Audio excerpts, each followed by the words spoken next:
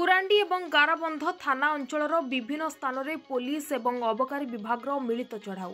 गजपति जिला गोसाणी ब्लॉक एवं रायगढ़ ब्लॉक तथा गुरांडी एवं गाराबंध थाना अंचलर विभिन्न स्थान में पुलिस एवं अबकारी विभाग मिलित चढ़ाऊ करा सूचना मिली।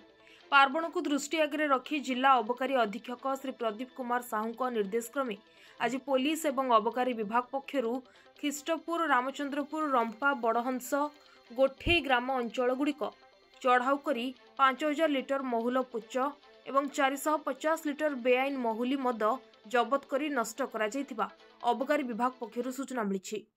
एही अवसर में मोट 4 गोटी केस रुजु करा जाय 2 जन को गिरफ्त करी कोर्ट चालान करा जायछि।